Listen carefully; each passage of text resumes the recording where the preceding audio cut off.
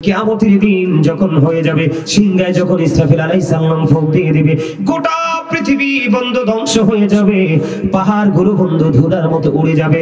আল্লাহ রাব্বুল আলামিন কোরআনে বলেছেন, আমার সামনে কোরআন আছে বন্ধু, চাইলে খুলে দেখাতে পারবো, কিন্তু খুলতে দেরি হবে। কোরআন শরীফের 30 পারা সূরা ফিতরের মধ্যে বলে দিয়েছে, আল্লাহ রাব্বুল আলামিন বলেছেন, ইদাস সামাউ ফাতারাত وإذا الكواكب انتثرت وإذا البحار فجرت وإذا القبور بعثرت علمت نفس ما قدمت وأخرت। বেশি তেলাওয়াত করলাম না, ওই দিনটা তো ভয়ঙ্কর হবে রে। আকাশ বন্ধ ভেঙে চূর্ণ বিচূর্ণ হয়ে যাবে, তারকাগুলো বিক্ষিপ্ত হয়ে ঝরে ঝরে পড়বে, সমুদ্র বন্ধ সেদিন উদ্বেলিত হয়ে যাবে। আল্লাহ বলেছেন, সেই দিন কবরটা ওপেনিং করা হবে, প্রত্যেকের সামনে খেয়াল করবেন, প্রত্যেকের সামনে দৃশ্যমান প্র্যাকটিক্যালি তুলে দেওয়া হবে। আল্লাহ বলেছেন, ইদাল কুবুর বুসিরাত আলিমাত নাফসুম মা কদ্দামাত ওয়া আখরাত। কবরটা যখন ওপেনিং করে দেওয়া হবে বন্ধু, আপনি আমি আপনার আমার জীবনে যা করেছি প্র্যাকটিক্যালি সবকিছু পরিদর্শন করব, লুকাইবার কোনো সুযোগ নাই, কারণ আপনার দুই কাঁধে দুইটা ফেরেশতা আছে। আল্লাহ বলেছেন, ইন্না আলাইকুম লাহাফিজিন কিরামান কাতিবিন। জোরে জোরে কোন আল্লাহু আকবার।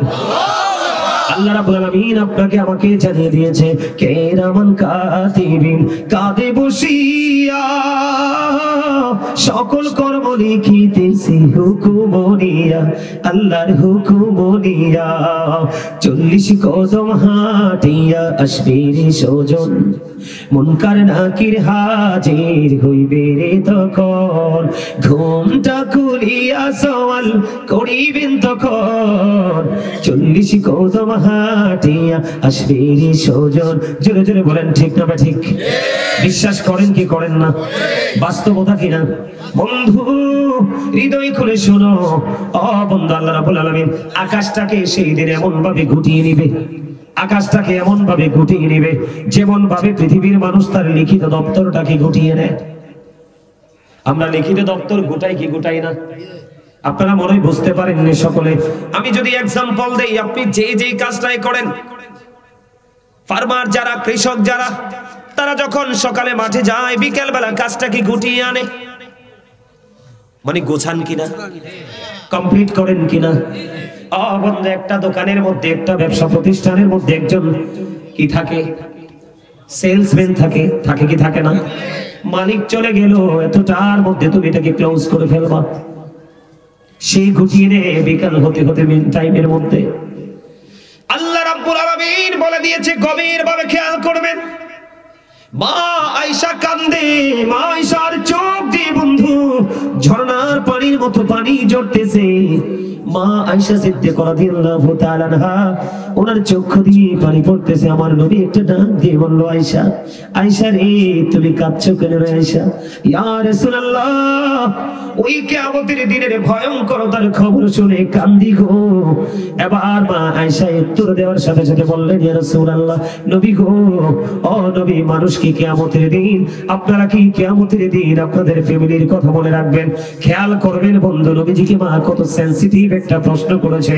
মা আয়েশা প্রশ্ন করতে দেরি রে, এবার আমার নবী ডাক দিয়ে বলল, আয়েশা রে, ও আয়েশা, সেদিন 3টা জায়গায় কেউ কারো কোনো খবর রাখবে না বন্ধু। 3টা জায়গায়, কয়টা জায়গা? একটা হলো মিজানের কিনারায় পাগল হয়ে যাবে, দেওয়ানা হয়ে যাবে রে। মিজানের পাল্লাটা ভারী হবে নাকি হালকা হবে, সেই দিন মুমিন পাগল পাড়া হয়ে যাবে। ও বন্ধু, নবীজি বলল, আয়েশা, ওই মিজানের কিনারায় মানুষ পাগল পাড়া থাকবে নিজের আমল নিয়ে। আর একটা জায়গা, সেই জায়গাটা হলো গো, যেখানে আপনার নেক আমলটা দেওয়া হবে, ওই জায়গাটা। কেন পাগল থাকবে? ডান হাতে যদি আসে বন্ধু, সে লাকি ম্যান অথবা লাকি পারসন, আর বাম হাতে যদি আসে তার কোনো উপায় নাই। বলছে রাতের কিনারা, ও বন্ধু, অত্যন্ত ভয়ঙ্কর। এই জায়গাগুলোতে কেউ কারো কথা মনে রাখবে না, তবে রাসূলের কথা নয়, আমার রাসূল আপনাকে আমাকে সুপারিশ করবে। আমি বলি বন্ধু, এত ভয়ঙ্কর হবে সেদিন, নারী পুরুষ বন্ধু উলঙ্গ অবস্থায় থাকবে। মা আয়েশা প্রশ্ন করলো, ইয়া রাসূলুল্লাহ, নবী গো, নারী পুরুষ যদি উলঙ্গ অবস্থায় থাকে, কেউ কি কারো দিকে নজর দিবে না? আমার নবী বললেন, আয়েশা, আয়েশা রে আয়েশা, ওই দিন এত ভয়ঙ্কর, ওই দিন এত ভয়ঙ্কর হবে, এত বিভীষিকাময় হবে রে আয়েশা, কেউ কারো দিকে নজর দেওয়ার মতো সুযোগ থাকবে না আয়েশা, ওই দিনটা তো ভয়ঙ্কর হবে রে। ও বন্ধু, আমি আজকে আপনাদের এই গ্রামের নাম কি? আমি আজকে মতলব দিগলদি গ্রামের আমার ভাই, আমার বাবা গো, মা গো, ও আমার বোনেরা, আজকে কেউ ঘুমায়ও না, আমি ওদম গুনাহগার একটু আলোচনা করতে এসেছি, হৃদয় করে একটু শুনে যাও বন্ধু। আমার নবীজি বললেন ওই দিনটা এত ভয়ঙ্কর হবে রে দিগলদির মানুষ। একটা গর্ভধারিণী মা তার সন্তান প্রসব হওয়ার আগে রে, এখনো তার সন্তান প্রসব হওয়ার সময় হয়নি, কিন্তু সে গর্ভপাত করে ফেলবে, কোনোভাবে সে বুঝতে পারবে না। বন্ধু, আজকের দিনে একটু নজর দেন, একটা মা অথবা একটা বোন যখন বন্ধু প্রেগনেন্ট হয়ে যায়, সন্তান সম্ভব হয়ে যায়, তার শ্বশুর বাড়ি এবং বাবার বাড়ির মানুষ তার জন্য টেনশন করে, এবং হসপিটালের বেডে শোয়ানোর পরে ও বন্ধু, মা এবং আপন স্বজন বন্ধু কি হতে পারে না, নিশ্চিত হতে পারে না। গত ধরেন 1-2 মাস আগে আমাদের জুনিয়র এক ভাই নতুন বিয়ে হয়েছে, ও বন্ধু, সন্তানটা সিজারে হয়েছে, সন্তানটা এখন আছে কিনা জানি না, সন্তানটা সিজার হওয়ার 1 বা 2 4-5 ঘন্টা পরে বোনটা মারা গেছে। ইন্না লিল্লাহি ওয়া ইন্না ইলাইহি রাজিউন। আমি আপনাদেরকে বোঝাচ্ছি বন্ধু, বোঝেন কতটা ভয়ঙ্কর প্রসব যন্ত্রণা, কতটা ভয়ঙ্কর একটা সন্তানকে প্রসব দেওয়া। ওই এত ভয়ঙ্করতার কথাও মানুষ ভুলে যাবে, ওই দিনটা এত বড় ভয়ঙ্কর হবে, জোরে জোরে কন্যা ঠিক কিনা? আল্লাহ রাব্বুল আলামিন বলেছেন ইন্না যালজালাতাস সাআতি শাইউন আযীম, কিয়ামতের দিনের ভয়ঙ্কর অত্যন্ত বিপজ্জনক হবে রে, অত্যন্ত ভয়ঙ্কর হবে সেই দিনের কম্পন।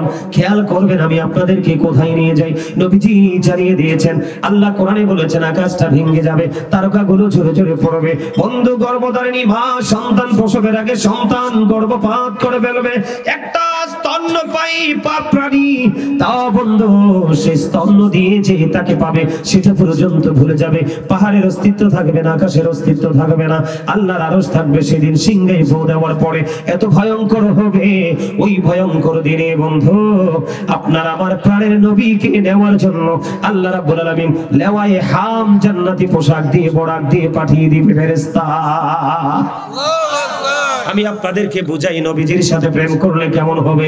বন্ধুরি আমার, ফেরেশতারা একটা প্রশ্ন করবে, আল্লাহ গো, পৃথিবী তুমি ধ্বংস করে দিয়েছো, তোমার হাবিব কোথায় আছে? আল্লাহ রাব্বুল আলামিন বললেন, তোমরা যাও যাও, পৃথিবী ধ্বংস হয়ে গেছে, একটা জায়গা থেকে তোমরা নজর দিবে, নজর দিয়ে চাইয়া দেখবা পৃথিবী থেকে একটা নূরের রশি সরাসরি আমি আল্লাহর আরশের দিকে যুক্ত হয়ে যাবে। এখানে আমার হাবিব রওজা মুবারকের মধ্যে আছে রে। আমার রাসূলকে যখন বন্ধু নিতে আসবে ফেরেশতারা, ইয়া রাসূলুল্লাহ, আপনি বোরাকে সাওয়ার হন, আপনি লেওয়ায়ে হাম পড়ুন, আপনি জান্নাতের পোশাক গ্রহণ করুন। আমার নবী একটা ডাক দিয়ে বলবে, রে ফেরেশতারা, আমার গুনাহগার উম্মতগুলোকে ফুলসিরাতের ফুলের উপর ছেড়ে দিয়ে তোমরা আমার জন্য নিয়ামত নিয়ে এসেছো। না না, আমি আমার উম্মতের সুখবর না জানা পর্যন্ত আমি এগুলো গ্রহণ করতে পারবো না। জোরে জোরে কন্যা আল্লাহু আকবার।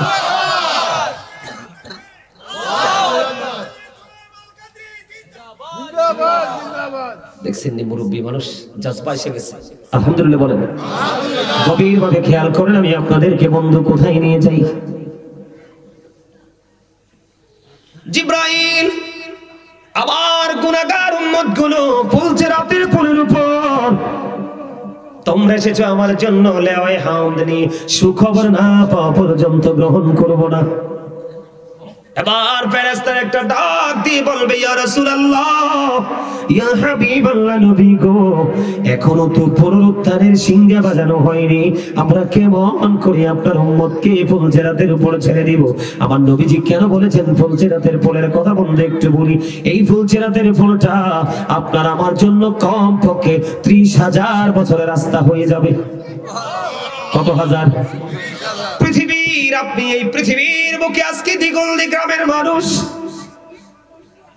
কি অহংকার, কি তোমার আত্মগরিমা, একটা বিল্ডিং করেছো, 2টা ছেলে বিদেশ পাঠিয়েছো, মসজিদে আসো না, মাহফিলে আসো না, গ্রামের মানুষের সাথে ভালো করে কথাও বলো না। কি অহংকার তোমার মধ্যে, আত্মগরিমা চলে আসলো। ইভেন আজকে জান্নাতের বাগানে পর্যন্ত তুমি আসার প্রয়োজন মনে করো না। আমি যদি তোমাকে প্রশ্ন করি 30,000 বছর তুমি ভ্রমণ করতে কত টাকা লাগবে সেটা তুমি বলতে পারবে না।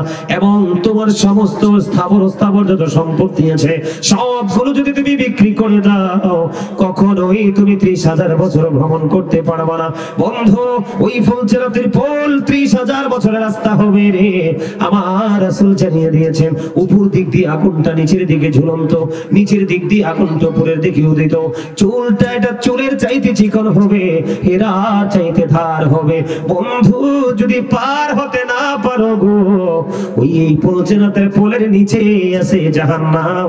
তোমাকে উপর থেকে তলদেশে গিয়ে পৌঁছতে কমপক্ষে 40,000 বছর অথবা মতান্তরে 40 বছর সময় লাগবে। এর মধ্যে তুমি অসংখ্যবার পড়ে যাবে, ছাই হয়ে যাবে, নিশ্চিহ্ন হয়ে যাবে, আবার গঠন করা হবে। ওই যে বলেছি লা ইয়ামুতু, মরার সুযোগ নাই, ফিহা ওয়ালা ইয়াহইয়া, বাঁচার সুযোগ নাই, ওমা হুম আন গায়িবিন, পালাবার সুযোগ নাই। কেমন করে পালাবা? আল্লাহ বলেছেন ইন্না বাতশা রাব্বিকা লাশাদীদ, আল্লাহর পাকড়াও, আল্লাহর ধরা বড় শক্ত ধরা। এই জন্য আমার রাসূল বলেছে ফেরেশতারা আমার উম্মতগুলোকে ফুলচেরাতের ফুলের উপর রাখিয়া আমার জন্য নিয়ামত নিয়ে এসেছো, আমি গ্রহণ করব না। ফেরেশতারা যখন বলবে আল্লাহ রাসূল গো, এখনো তো আপনার উম্মতগুলোকে ফুলচেরাতের ফুলের উপর রাখার সময় হয়নি, পুনরুত্থানের সিংহা বাজানো হয়নি, এবার আমার নবী আল্লাহর পক্ষ থেকে যে নিয়ামত এসেছে সবগুলো বন্ধ নিয়ে যাবে। ফেরেশতারা আল্লাহ রাব্বুল আলামিনের কাছে নিয়ে যাবে। আমার নবীজি তাৎক্ষণিক বন্ধু গিয়ে সিজদায় পড়ে যাবে। জোরে জোরে কন্যা সুবহানাল্লাহ। এবার আমার আল্লাহ একটা ডাক দিয়ে বলবে হাবিব, সারা জীবন আপনি ক্রন্দন করেছেন, কত দুঃখ, কত কষ্ট, কত যন্ত্রণা সহ্য করেছেন, সারা জীবন আপনি আপনার উম্মতের জন্য কেঁদেছেন। আমি আপনাদেরকে বলে রাখি বন্ধু, সকল নবীরা কিন্তু পৃথিবীতে দোয়া শেষ করে চলে গেছে, কিন্তু আপনার আমার নবীর বন্ধু দোয়া তিনি শেষ করেননি। তিনি রেখে দিয়েছে কাল হাসরের দিন উম্মতের জন্য তিনি দোয়া করবে। আল্লাহ রাব্বুল আলামিন বলে দিয়েছেন কোরআনের মধ্যে, ওয়া মিনাল লাইলি ফাতাহাজ্জাদ বিহি নাফিলাতান লাকা আসা আইয়াবআসাকা রাব্বুকা মাকামান মাহমুদা। জোরে জোরে আল্লাহু আকবার।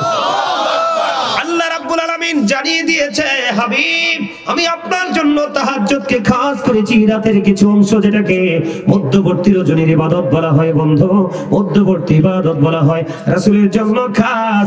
আল্লাহ রাব্বুল আলামিন প্রশংসার জায়গা মাকামে মাহমুদ, যেখানে দাঁড়িয়ে দাঁড়িয়ে আমার নবী প্রশংসা করবে সেই জায়গা বরাদ্দ করেছে একমাত্র আপনারা আমার প্রাণের নবীর জন্য। সুবহানাল্লাহ, বলেন না সুবহানাল্লাহ, আর জোরে বলেন না সুবহানাল্লাহ। আল্লাহ রাব্বুল আলামিন তখন আল্লাহর হাবিবকে ডাক দিবে, হাবিব আপনি আজকে ক্রন্দন করবেন না, আমি আজকে আপনাকে সন্তুষ্ট করব। জোরে জোরে বলেন না সুবহানাল্লাহ। আল্লাহর হাবিবকে সন্তুষ্ট করবে। আল্লাহ বলেছেন ওয়ালা সাওফা ইউতিকা রাব্বুকা ফাতারদা। জোরে জোরে আল্লাহু আকবার। সন্তুষ্টিটা কেমন করে হবে বন্ধু? যদি রাসূলকে ভালোবাসতে পারেন। এক্সাম্পল স্বরূপ আমি আপনাকে বলে দেই, আপনি যদি আল্লাহর দিদারপ্রাপ্ত বান্দা হতে হয় তাহলে আপনার গুনাহ থেকে মুক্তি পেতে হবে। কথা বলেন না কেন?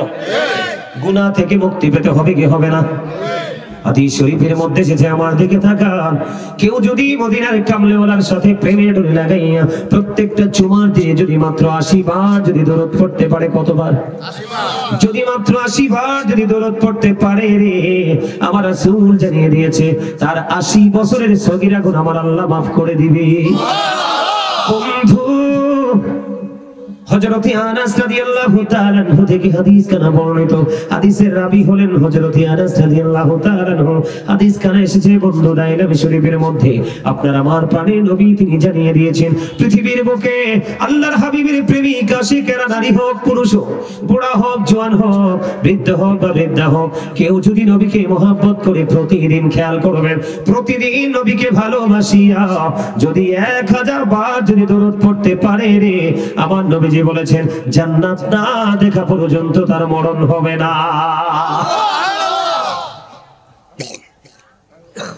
জিবরাইল কথা দিয়েছে, ইয়া রাসূলুল্লাহ, ইয়া হাবিবাল্লাহ, নবী নবী গো, আপনার যে উম্মত দিন নাই রাত নাই কোন সময় হিসাব করে না, আপনি নবীকে ভালোবেসে প্রাণ উজাড় করে কন্টিনিউ শুধু দোয়া করতে থাকে।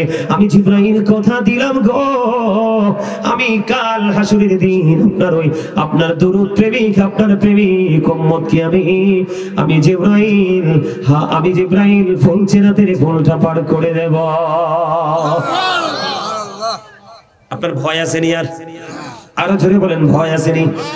নবীকে ভালোবাসতে হবে। ভালোবাসার মতো একজন সাহাবী খেজুর বাগানের মধ্যে বন্ধ পানিতে খেয়াল করবেন নবীকে তারা কেমন ভাবে ভালোবাসতো।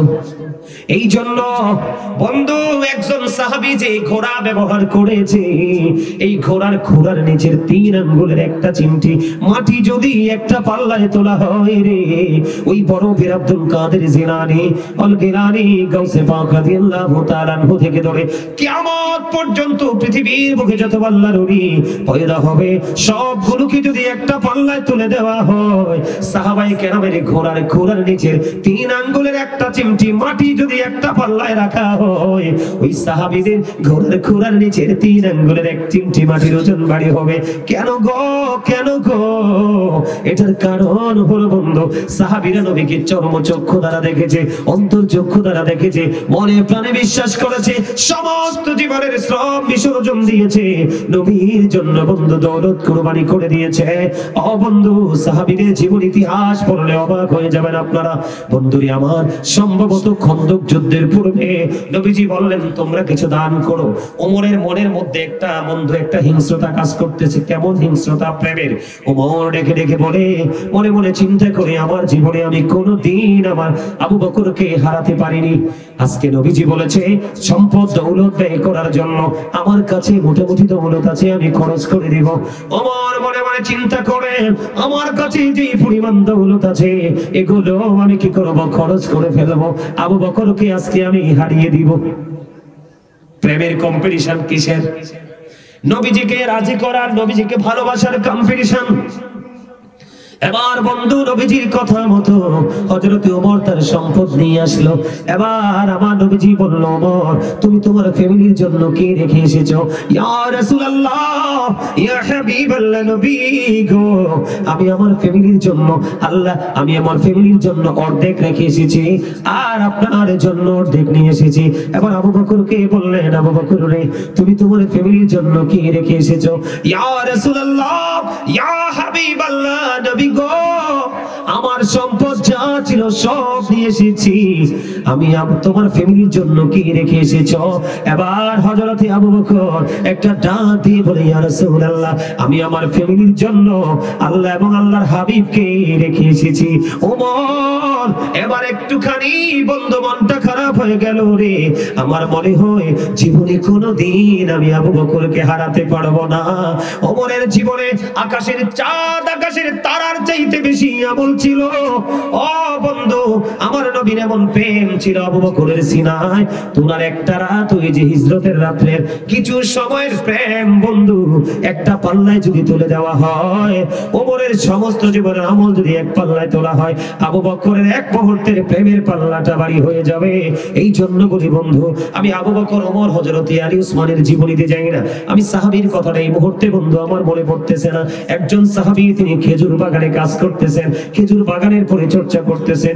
ঠিক এমন সময় ওনার ওই সাহাবীর ছেলে ডেকে এসে বললেন, ইয়া রাসূলুল্লাহ, ইয়া বাবাকে ডেকে ডেকে বললেন, বাবা গো, ও বাবা, আমার প্রাণের নবী পৃথিবী ছেড়ে চলে গেছে।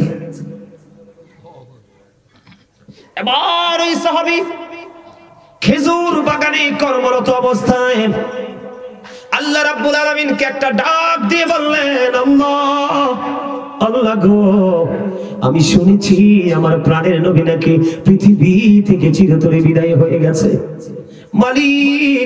মালিক রে, যদি সত্যি আমার নবী পৃথিবী থেকে চলে যায়, তুমি আমার চক্ষু দুইটা বন্ধ করে দাও, আমি কোনোদিন যেই চোখ দিয়ে আমি আমার প্রাণের নবীকে দেখতে পারবো না, যেই চক্ষু দিয়ে আমি আমার কলিজার টুকরা শাফায়াতের কান্ডারি রাহমাতাল লিল আলামিন ইমামুল মুরসালিন নবীকে আমি দেখতে পারবো না, এই চক্ষু দিয়ে পৃথিবীর কোনো কিছু আমি দেখতে চাই না। আল্লাহি ওয়াল্লাহি আল্লাহর কসম করে বলছি বন্ধু, হাদিস শরীফটা আমি কতবার পড়েছি, শুধু আর নিজে নিজে ভাবতে শিখলাম আমরাও তো নবীর উম্মত। এখন নবীর জন্য চোখ কানা করতে হবে না, হাত কেটে দিতে হবে না, শুধুমাত্র নবীর আদর্শটাকে অন্তরে ধারণ করব, বাস্তবে লালন করে বাস্তবায়ন করব। এটাই আমরা করতে পারি না। আমরা কেমন করে নবীর প্রেমিক হই বন্ধু, আল্লাহর কাছে দোয়া করতে দেরি রে, সঙ্গে সঙ্গে সাহাবীর চক্ষু দুইটা অন্ধ হয়ে গেছে, এই চক্ষু দ্বারা সে আর কিছু দেখতে পায় না। জোরে জোরে কন্যা সুবহানাল্লাহ। আমরা নিজেকে সুন্নি দাবি করি, এই সুন্নত নামাজ পড়ি না, নফল নামাজ পড়ি না। জুম্মার দিন এমন একটা দিন, যেই ব্যক্তি জুমার দিন সবার আগে মসজিদে যাবেন, সবার পরে মসজিদ থেকে বের হয়ে আসবে, আমার রাসূল জানিয়ে দিয়েছে যেই ব্যক্তি জুমার দিনে সবার আগে মসজিদে যাবে, সবার পরে যিনি মসজিদ থেকে বের হবে, মসজিদ থেকে বাড়ি যাইতে যতগুলো কদম লাগবে রে, আমার নবীজি জানিয়ে দিয়েছেন প্রত্যেকটা কদমে কদমে আলাদা আলাদা করে 1 বছরের নফল ইবাদতের সওয়াব দেওয়া হবে। তার মানে আপনি মসজিদ থেকে বের হয়ে যদি কিন্তু আসতে হবে সবার আগে, বের হতে হবে সবার আগে, সব কাজ কমপ্লিট করে। বন্ধু আমার নবী বলেছেন তুমি বাড়ি যাইতে যদি 100 কদম লাগে, একটা জুমার দিনে 100 বছরের নফল ইবাদতের সওয়াব অটো তোমার আমলনামায় চলে আসবে। জোরে বলেন না সুবহানাল্লাহ, আর জোরে বলেন সুবহানাল্লাহ। বন্ধু নবীর প্রেম কেমন করে করতে হয় তোমরা জানো? হাদিস শরীফের মধ্যে এসেছে একটা গাধার নাম হলো আকির। মুখস্থ করেন কি? আকির নামক একটা গাধা। কথা বলে না? আকির নামক একটা গাধা। বন্ধু নবীজি যখন চলে গেল, ওই গাধার প্রেম দেখেন, আমরা উম্মত দাবি করি আমাদের প্রেম, এখনই বন্ধু বুঝতে পারবেন। আকির নামক গাধা যখন তিনি শুনতে পারলেন প্রাণের নবী পৃথিবী ছেড়ে চলে গেছে, আকির নামক গাধা 3 দিন 3 রাত্র, মতান্তরে 4 দিন 4 রাত্র কোনো খাবার খায় না, কোনো পানি খায় না, কোনো খাবার স্পর্শ করে না, কোনো পানি স্পর্শ করে না। কেন গো? তিনি কোনো খাবার খায় না, পানি খায় না। বন্ধু বর্তমান সময়ের দিকে যদি তাকিয়ে বলি, ব্যক্তি জীবনে আপনার আমার জীবনে গাধার কোনো এমন কোনো গুরুত্ব নাই আপনার আমার জীবনে, ঠিক কিনা বলেন? গাধা আমরা ইউজ করতে চাই না, আমাদের প্রয়োজন হয় না, আমাদের যেগুলো প্রয়োজন আমরা সেগুলো ইউজ করি। গাধার অন্তরে দেখেন রাসূল প্রেম। এই গাধা মনে মনে চিন্তা করে কোথায় গেলে গো প্রাণের নবীকে দেখবো, আর কি জীবনে কোনোদিন প্রাণের নবীকে বুঝে চর্মচক্ষু দ্বারা দেখতে পাবো না।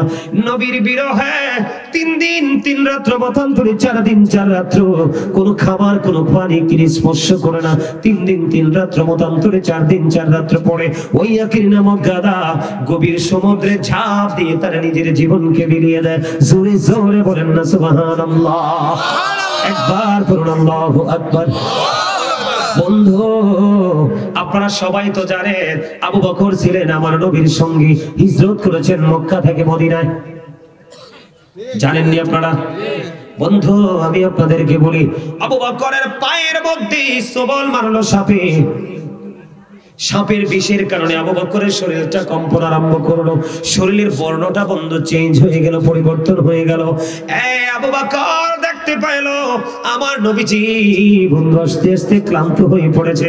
আবু বকরের উপরে পবিত্র মাথা মোবারক রেখে নবীজি একটুখানি ঘুমিয়ে গেল, কিন্তু চোখের পানি একটা ফোঁটা পড়লো। আবু বকরের একটা ফোঁটা চোখের পানি আমার নবীজির পবিত্র নৌরানি চেহারা মোবারকের উপর পড়লো। ফোঁটা চোখের পানি পড়তে দেরি নবীজির ঘুম ভেঙে গেল। নবীজির ঘুম ভেঙে যাওয়ার পরে আবার চাইয়া দেখলেন আবু বকরের শারীরিক প্রতিকূলতা। আমার নবীজি দেখার পরে আমার নবীজির একটুখানি থুতু মোবারক লাগাইয়া দিলেন, আবু বকরের বিষ পুরোপুরি নির্মূল হয়ে গেল। জোরে জোরে কন্যা সুবহানাল্লাহ। এখন আপনাদের মনে একটা প্রশ্ন আসতে বলে বলে, হুজুর আবু বকর তো আমার নবীর সঙ্গী, আবু বকর আমার নবীর প্রিয় সাহাবী, প্রথম খলিফা, আবু বকর কি সাপটা চিনল না? সাপ কেমন করে? আল্লাহর প্রিয় হাবিবুল্লাহর সঙ্গে কিছু বল মারলো। আপনারা জানেন কিনা জানি না, শুনেছেন কিনা জানি না বন্ধু, আবু বকরের প্রেম এত গভীর রে। আমার নবীজি বলেছিলেন, আমার জীবনে আবু বকরের সম্পদ যত উপকারে এসেছে আর কারো সম্পদ তত উপকারে আসেনি। আবু বকর একটা উত্তর দিয়েছিলেন, ইয়া রাসূলুল্লাহ, ইয়া হাবিবাল্লাহ, নবী গো, শুধু আমার অর্থ নয়, দৌলত নয়, আমি নিজেও আপনার। আমার ইয়া রাসূলুল্লাহ, ঘরে ঘরে জানো, ঘরে ঘরে জানো, হুশিয়ার, সাবধান। মারহাবা। আপনারা কি করেন দেখছেন নি? শিখেন প্রেম, দেখছেন নি কি করছে চাচা? ট্রেনিং এমন এক জিনিস বন্ধু। আমি এলোমেলো কথা বলতে চাই না, আপনারা একটু আমার আলোচনা শোনেন। ভালো লাগেনি? কথা বলেন, ভালো লাগে?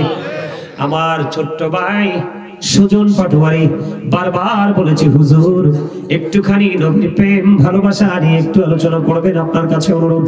এই জন্য বন্ধু আমি আপনাদের জন্য নবীর প্রেম নিয়ে এসেছি।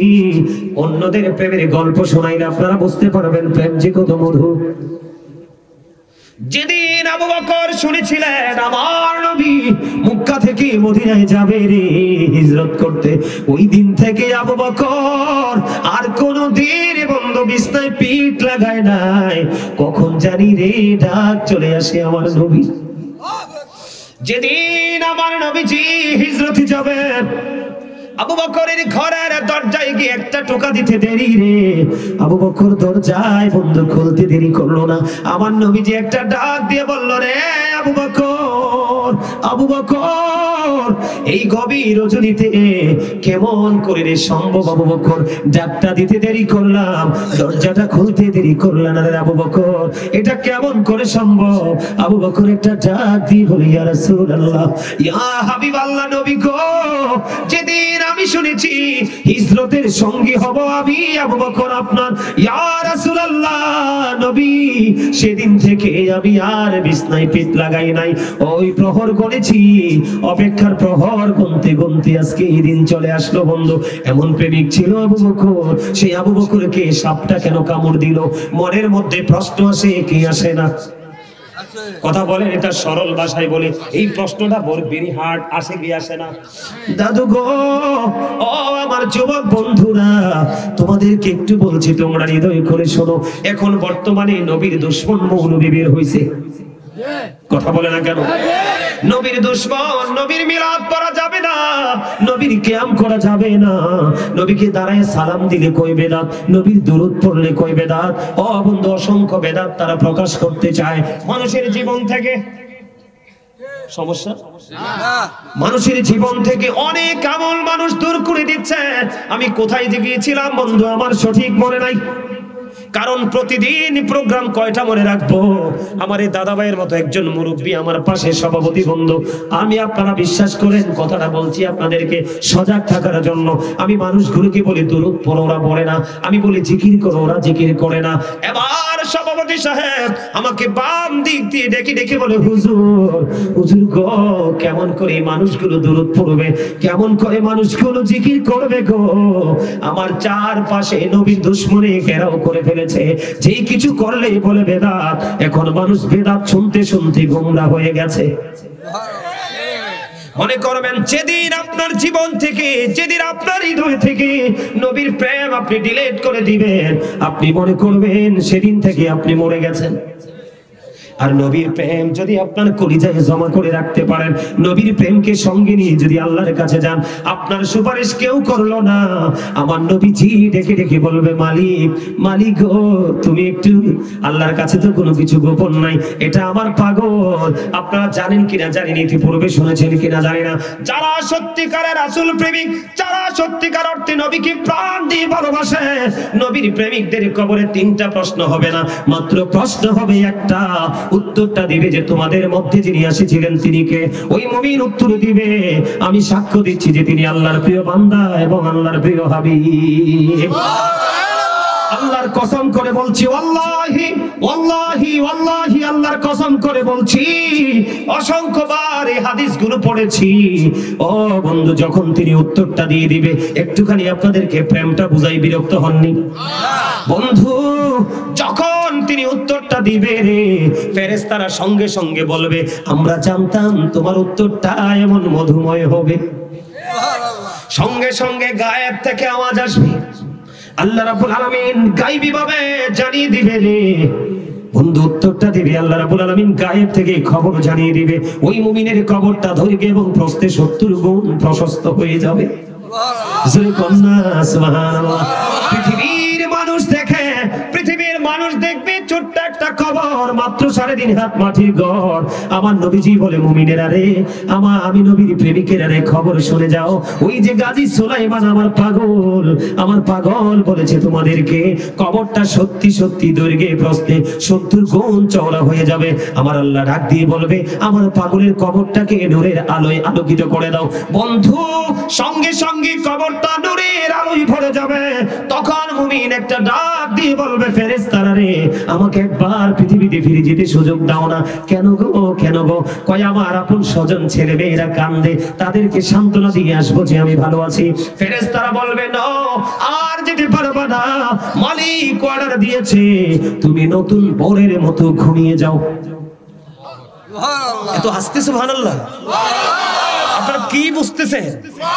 ওয়াজ থেকে কি নিচ্ছেন? ফেরেশতারা সঙ্গে সঙ্গে কবরে কবরে মাটির উপরে না, ফেরেশতারা বলবে তোমরা নতুন বরের মতো ঘুমিয়ে যাও।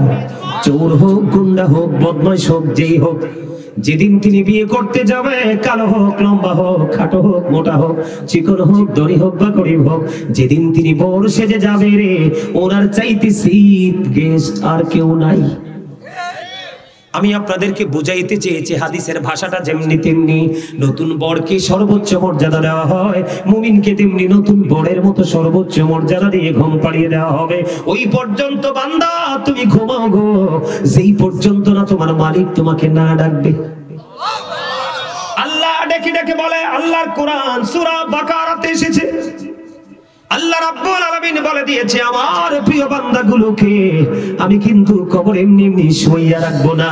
আল্লাহ জানিয়ে দিয়েছে ইনদা রাব্বিহিম ইউরযাকুন, আল্লাহ বলেছেন আমার ওই প্রিয় বান্দাদের জন্য আমি জান্নাতি খাবার বরাদ্দ দিলাম।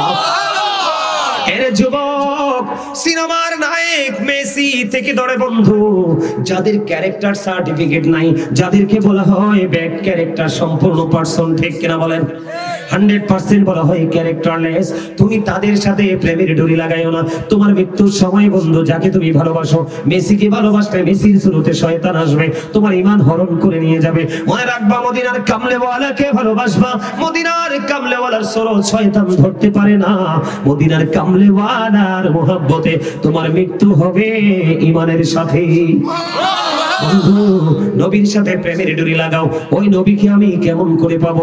আল্লাহর হাবিব বলেছেন আমার পাগল, আমি নবীর পাগল, যে আলেম তোমার মাঝে আছে তাকে ভালোবাসো, তার ভালোবাসলে আমি নবীর ভালোবাসা হয়ে যায়, আমি নবীকে ভালোবাসলে অটো আল্লাহ তোমার হয়ে যায়।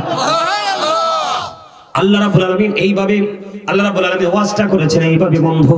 আল্লাহ বলেছেন join with my dear people, come to my paradise. আল্লাহ বলেছেন ফাদখুলি ফি ইবাদি ওয়াদখুলি জান্নাতি, আমার প্রিয় লোকদের সাথে যুক্ত হও আর আমার জান্নাতে চলে আসো। তোমার জন্য জান্নাত বরাদ্দ, জান্নাত অপেক্ষা করতেছে। যদি তুমি আল্লাহ এবং আল্লাহর হাবিবের প্রেমিক আলেমের সাথে, হক্কানি ওলির সাথে প্রেমের ডোরি লাগাইতে পারো বন্ধু, এই দিকে গেলে আমি আরো ভিতরে ঢুকে যাব, আমি এইদিকে যাইতে চাই না। ও বন্ধু, আমার আলোচনাটা ছিল আবু বকরের পায়ে সবুল মারলো কেন? ঠিক কিনা বলেন? আবু বকরের প্রেম নিয়ে আমি ছোট্ট একটা গজল লিখছি, একটু শুনবেন নি? যেটা আমার লেখা, আমার সুর এবং আমি গেয়েছি। পারলে যুবক তোমাদের কাছে আমার বিনীত অনুরোধ থাকবে, আমার কথাগুলোর দিকে খেয়াল করবা। আমি ছেড়ে দিলে তোমরা সুরটা ধরবা পারবা তো? যুবকদেরকে বলছি, সবাই বলেন ওগো নবীজি কেমন করে বলো তোমায় দেখি, ওগো নবীজি কেমন করে বলো। সুন্দর হয় নাই? গলা ছেড়ে বলেন ওগো নবীজি কেমন করে বলো তোমায় দেখি। আছো তুমি ওই মদিনায়, আছো তুমি ওই মদিনায়, সঙ্গে নিয়ে দুই প্রেমিক সাথী কেমন করে বলো তোমায় দেখে বলেন কেমন করে বলো দেখার আশা আমার মনে পুষে রেখেছি যতন করে বলেন দেখার আশা মনে পুষে রেখেছি আপন করে পাই যদি গো নবী তোমার দিদার শীতল হবে মোর দুটি আঁখি কেমন করে বলো তোমায় দেখে বলেন গো নবীজি কেমন করে বলো তোমায় দেখে মারহাবা ও বন্ধু আমি আপনাদেরকে বলে দিতে চাই ও বন্ধু হৃদয় করে শুনেন আবু বকরকে কেন সাপটা সবল মারলো প্রশ্ন আসে কি আসে না বন্ধু আবু বকরকে সবল মারার কারণ হলো আমার নবীকে যখন এই গুহার মধ্যে নিয়ে আবু বকর প্রবেশ করলো ঢোকার পরে তিনি চারপাশে দেখলেন গর্ত গায়ের জামা ছিঁড়তেছে একটা একটা করে গর্ত বন্ধু বন্ধ করে দিচ্ছে একটা একটা করে বন্ধু গর্তটা বন্ধ করে দিচ্ছে এমন করতে করতে করতে করতে বন্ধু সর্বশেষে একটা গর্ত এখনো পর্যন্ত বাকি রয়েছে একটা গর্ত এখনো পর্যন্ত বাকি রয়েছে রে কেমন করে বন্ধু এটা ফিল আপ করবে গায়ের জামাটাও শেষ হয়ে গেছে সর্বশেষে আবু বকর ও বন্ধু নবীর প্রেম এত গভীর রে যেই গর্তটা বাকি আছে এই গর্তটার মুখের মধ্যে আবু বকরের পাটা বন্ধু লাগাইয়া দিল লাগাইয়া দিতে দেরি রে ওই সাপটা আবু বকরের পায়ে সবল মারলো হুজুর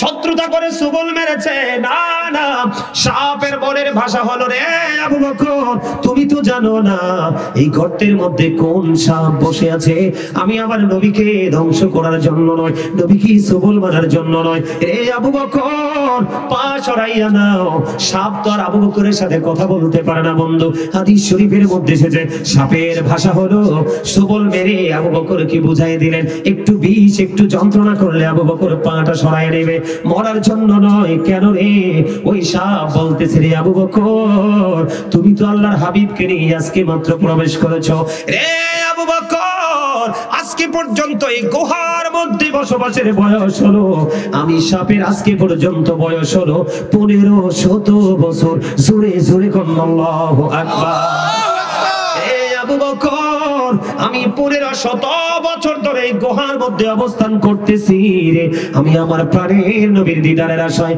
আবু বকরকে মারার জন্য নয় আবু বকরকে ধ্বংস করার জন্য সবল দেইনি সবল দিয়েছি পা সরাইয়া নাও আমি প্রাণ ভরে আমার প্রাণের নবীকে দেখব আল্লাহু আকবার ইয়া রাসূলুল্লাহ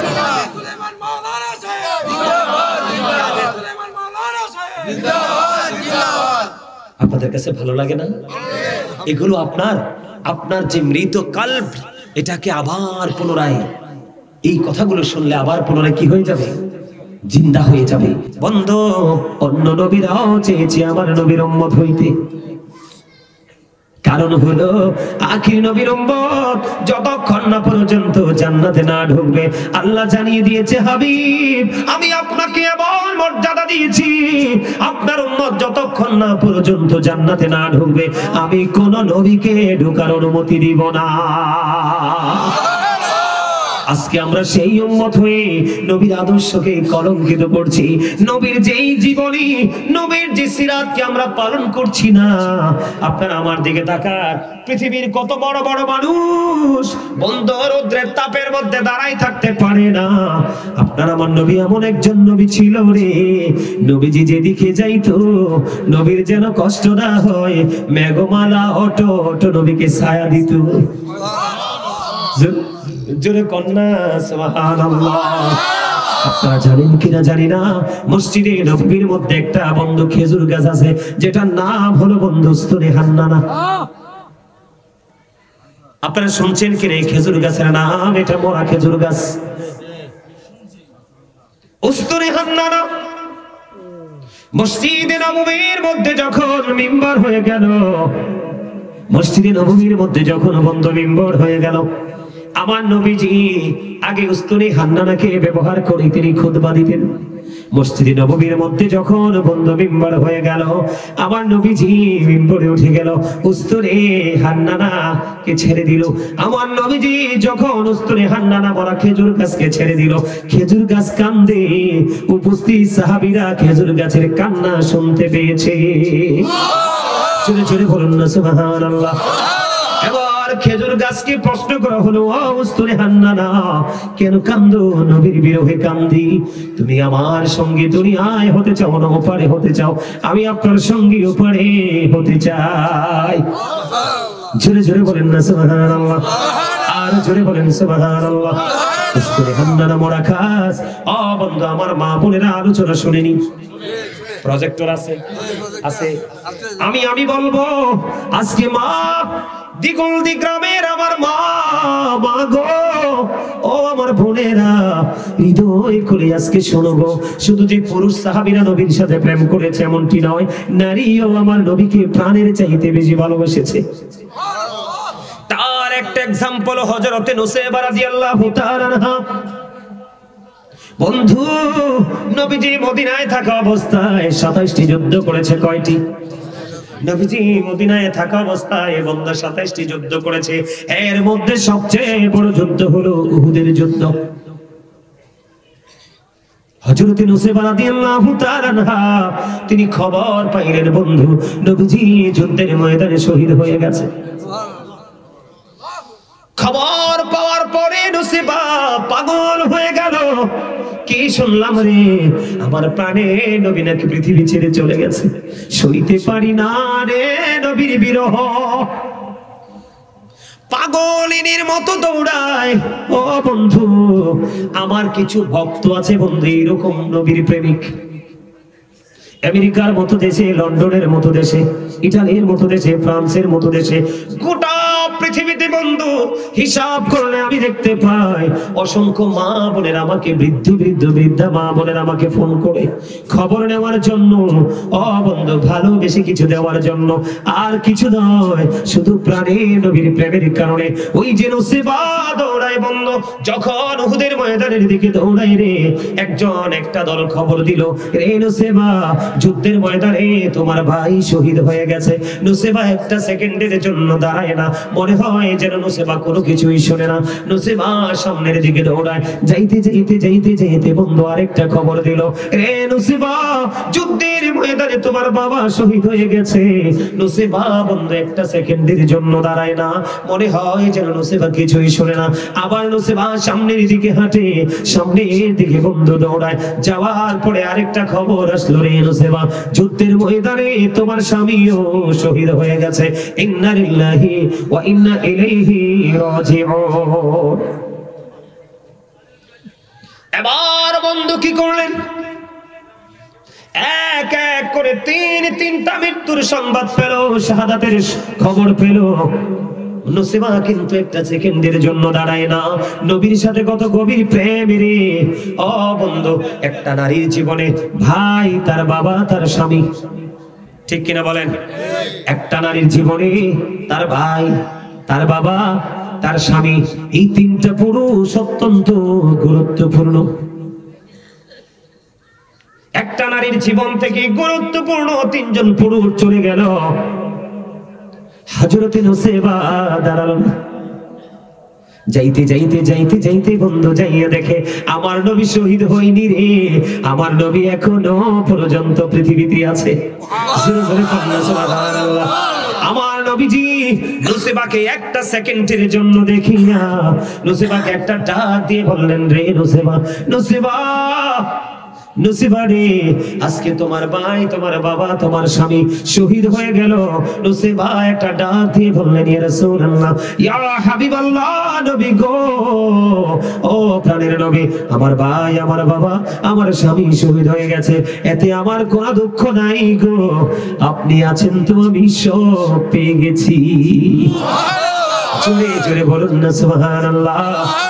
বন্ধু নবীর প্রেমটা কেমন করে করতে হবে, এইটা নবীকে আপনার ধন সম্পদ, সন্তান সন্ততি, এমনকি নিজের জীবনের চাইতে বেশি ভালোবাসতে হবে, অন্যথায় আপনি মুমিন নিজেকে দাবি করতে পারবেন না। আপনার ছেলে মেয়ে অর্জিত সম্পদ এবং যা কিছু আছে সব কিছুর চাইতে বেশি ভালোবাসলে তখন আপনি হবেন আপনি নবীর প্রেমিক। জোরে জোরে কন্যা সুবহানাল্লাহ। আরেকটা প্রেমের খবর দেই বন্ধু, নবীকে ভালোবাসতে হবে। কেমন করে? বিরক্ত হন না। কথা বলেন, আপনারা কি বিরক্ত হন না? আপনারা আমার দিকে তাকানো বন্ধু। একটা ছেলে এবং একটা মেয়ের জীবনে সবচেয়ে গুরুত্বপূর্ণ দিন হলো বিয়ের প্রথম দিন এবং রাত। কথা বলে না?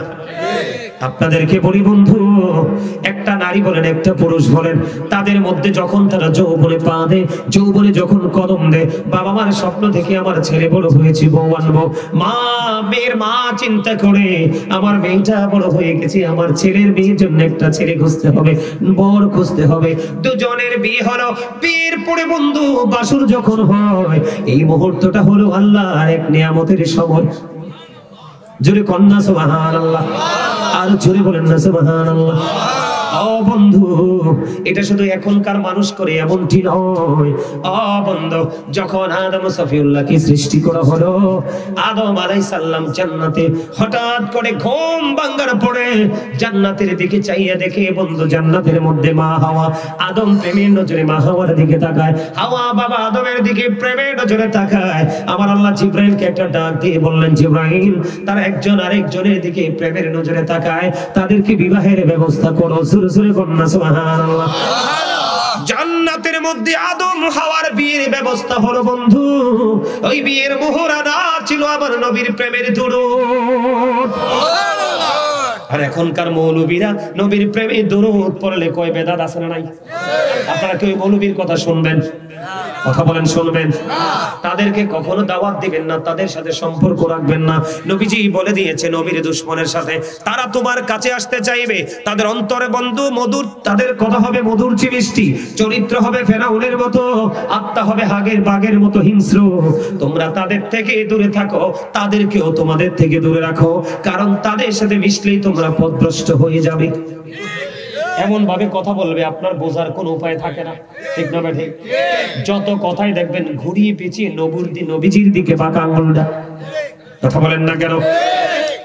বন্ধু, আমি আপনাদেরকে বলে দিতে চাই, নবীজির একজন সাহাবী নাম হলো আব্দুল্লাহ। হ্যাঁ, আমার দিকে তাকান। সাহাবীর নাম হলো বন্ধু আব্দুল্লাহ। বিয়ে হলো 3 দিন হয়ে গেল, 4 দিন হয়ে গেল, 3 দিন হয়ে গেল, 4 দিন হয়ে গেল, বিয়ে হয়ে গেল। বিয়ে হয়ে যাওয়ার পরে আব্দুল্লাহ 3 দিন মতন ধরে 4 দিন পরে আব্দুল্লাহর বাবা এসে বউকে প্রশ্ন করলো, বউ, মা, আমার ছেলে তোমার সাথে কেমন ব্যবহার করছে? 3 দিন হয়ে গেল, 4 দিন হয়ে গেল। এবার ওই পুত্রবধূ ডাক দিয়ে বলে, আমার স্বামী অত্যন্ত ভদ্র, অত্যন্ত জেন্টেল, কিন্তু আজকে 3 দিন হয়ে গেল অথবা 4 দিন হয়ে গেল, এখনো পর্যন্ত আমি আমার স্বামীর চেহারা দেখতে পাই নাই। খেয়াল করেন নবীজির শিক্ষাটা কেমন। এবার বৌমার কাছ থেকে শ্বশুর যখন জানতে পারলো আমার বউর সাথে আমার ছেলে বিয়ে হয়েছে বটে, তাদের বন্ধু শরীয়ত সম্মত বিয়ে হয়েছে বটে, কিন্তু ফিজিক্যাল মেলামেশা তাদের এখনো হয়নি। এবার আব্দুল্লাহর বাবা আমার নবীজির কাছে বন্ধু নালিশ নিয়ে গেলেন, আপনার আব্দুল্লাহ 4 দিন হয়ে গেল বউ রেখে চলে এসেছে ইবাদতে মশগুল। এবার আমার নবীজি রেখে বললেন, আব্দুল্লাহ, তুমি শুধু নামাজ পড়লে, তুমি শুধু রোজা করলে চলবে না, তুমি শুধু মসজিদে পড়ে থাকলে হবে না, তুমি শুধু আল্লাহর গোলামি করলে চলবে না, তুমি যদি আল্লাহর প্রিয় হতে চাও তাহলে তুমি তোমার সহধর্মিনী অর্ধাঙ্গিনী, তোমার প্রাণের বিবি, তাকেও তোমার হক দিতে হবে। জোরে কন্যা সুবহানাল্লাহ। আজকে নবীর সাথে প্রেম নাই বিদায় ইয়াং বউ রেখে বন্ধু চলে যায় 3 মাস 4 মাসের জন্য। বিবির হকটা দিবে কে? বিবির হক আদায় করবে কে? বিবিকে লাল শাড়ি দিলে হবে না, আসার সময় মিষ্টি দিলে হবে না। বিবি তোমার কাছে লাল শাড়ি দিবে সেটাও বটে, তুমি যা চাও বিবি যা চায় তাও দিবে বটে, কিন্তু তোমার কাছে সবচেয়ে বড় নিয়ামত আল্লাহ রাব্বুল আলামিন তোমার বিবির জন্য তোমার বউটিতে দিয়ে দিয়েছে। আবার তোমার বিবির মাঝে তোমার জন্য সবচেয়ে বড় নিয়ামত আল্লাহ রাব্বুল আলামিন দিয়ে দিয়েছে। বিয়ে করে বউ রেখে এলোমেলো ঘোরা যাবে না, বিবির সাথে সময় দিতে হবে। বন্ধু, এই মুহূর্তটা অত্যন্ত মধুময়, এটা অত্যন্ত স্বাদের জিনিস। আল্লাহ রাব্বুল আলামিন বান্দার জন্য নিয়ামত বরাদ্দ করে দিল। বান্দা এত নিয়ামত পাওয়ার পরে কেমন করে আল্লাহর হাবিবের সাথে দুশমনি শুরু করলো? সহ্য করা যায়? বন্ধুরে আমার, হানজালা রাদিয়াল্লাহু তাআলা আনহুর বিয়ে হলো, বাসর হলো, কিন্তু গোসল হলো না। হঠাৎ করে খবর আসলো উহুদের ময়দান থেকে, নবীজির দুঃসংবাদ শুনতে পেল। এবার হানজালা কি করলেন? উন্মুক্ত তরবারি নিয়ে উহুদের ময়দানের দিকে দৌড়াইতে দৌড়াইতে দৌড়াইতে দৌড়াইতে যুদ্ধের ময়দানে গেল। যুদ্ধ করতে করতে করতে করতে করতে করতে বন্ধু হযরতে হানজালা রাদিয়াল্লাহু তাআলা আনহু শাহাদাত বরণ করলো। ইন্না লিল্লাহি ওয়া ইন্না ইলাইহি রাজিউন। বন্ধুরি আমার, এবার কি করলেন? হানজালা রাদিয়াল্লাহু তাআলা আনহু যখন শহীদ হয়ে গেল, পিছনে পিছনে বিবি ছুটতে শুরু করলো। ও বন্ধু, দ্রুতগামী ঘোড়ার মতো উহুদের ময়দানের দিকে চলে গেল। যাইয়া রাসূলকে ডাকে ডেকে বলতেছে, স্বামীর খোঁজ করতেছে। উহুদের ময়দানে কোথাও তো স্বামীকে খুঁজে পাওয়া যায় না। ইয়া রাসূলুল্লাহ, ইয়া হাবিবাল্লাহ, নবী গো, আমার স্বামী কোথায়? আমি খুঁজে পাই না। আমার নবীজি একটা ডাক দিয়ে বললেন, হানজালার বিবিকে, ও হানজালার বিবি, তুমি আকাশের দিকে তাকাও। এবার আকাশের দিকে তাকিয়ে দেখলেন বন্ধু, হানজালার ওই লাশ পৃথিবীর জমিনে নাই, উহুদের ময়দানে নাই। হানজালার লাশ আসমানের দিক থেকে পৃথিবীর জমিনের দিকে চলে আসলো। হানজালার বিবি চলে গেল। যাওয়ার পরে দেখতে পাইলেন, ও বন্ধু, হাদিস শরীফের মধ্যে এসেছে, হানজালা যাওয়ার পরে কিতাব প্রমাণ করেছে বন্ধু, হানজালার বিবি যাইয়া দেখছে হানজালার দাড়ি বেবে ফোঁটা ফোঁটা করে তাজা পানি ঝরে ঝরে পড়ছে। জোরে জোরে কন্যা আল্লাহু আকবার।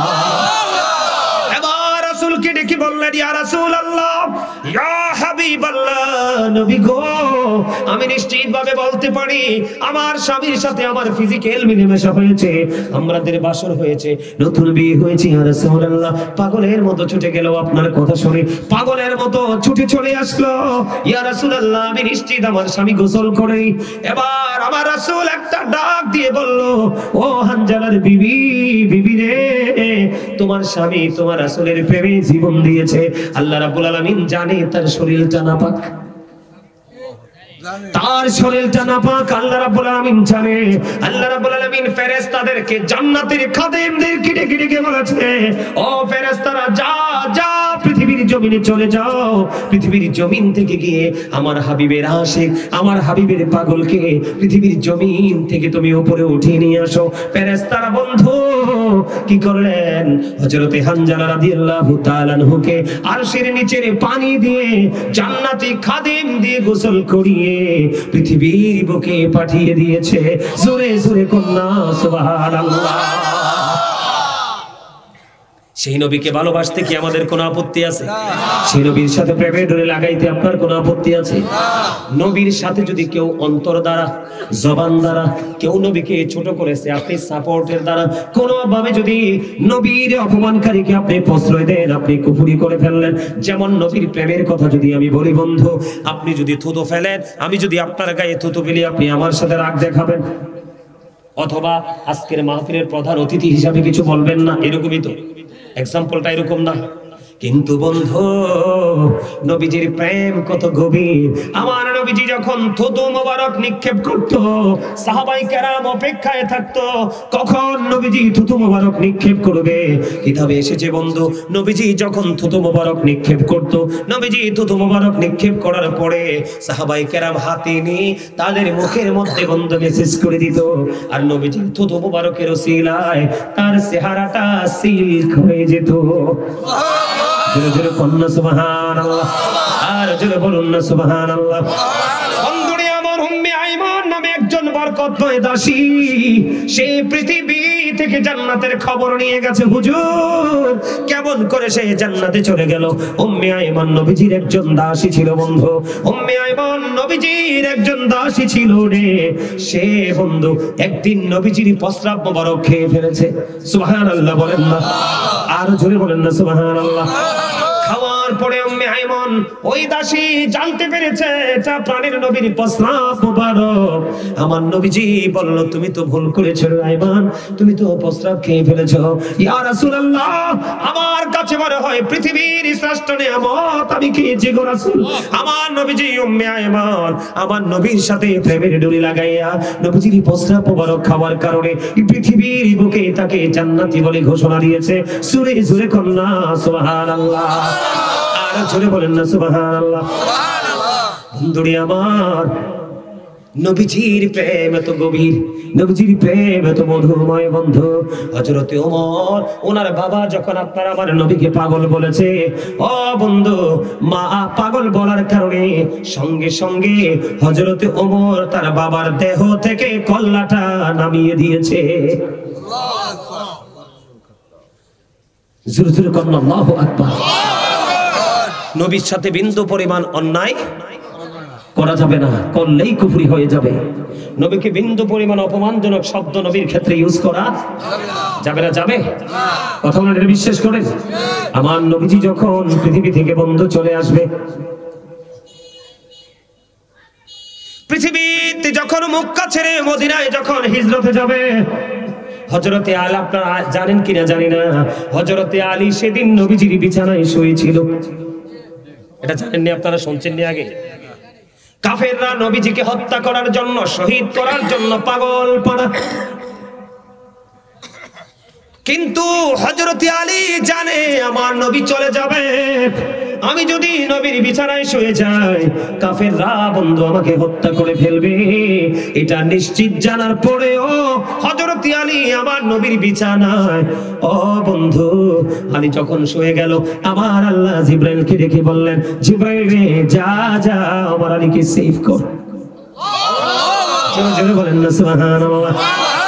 হযরতে জিবরাইল হযরতে আলীর মাথার কিনারায় দাঁড়ায় দাঁড়ায় বলে, আলী, আলী রে, আজকে তোমার চেয়ে দামি আর কে হতে পারে, তোমার চেয়ে মর্যাদার অধিকারী আর কে হতে পারে? আলী রে, তুমি কেমন নবীর সাথে প্রেমের ডোরি লাগাইলা, যাকে আল্লাহ বলেছেন সিরাজুম মুনীরা রাহমাতাল লিল আলামিন, ইমামুল মুরসালিন। ও বন্ধু, আল্লাহর প্রিয় হাবিব, হাবিবুল্লাহ চলে যাবে, কাফেররা তোমাকে নিশ্চিত এই বিছানায় শহীদ করে ফেলবে। এটা জানার পরেও তুমি নবীজির বিছানায় শুয়ে আছো রে আলী। আজকে পুরো আসমান জুড়ে তোমাকে নিয়ে প্রশংসার বন্যা বয়ে যাচ্ছে। কে রে সেই প্রশংসা করে? এই প্রশংসা করে স্বয়ং আমার আল্লাহ।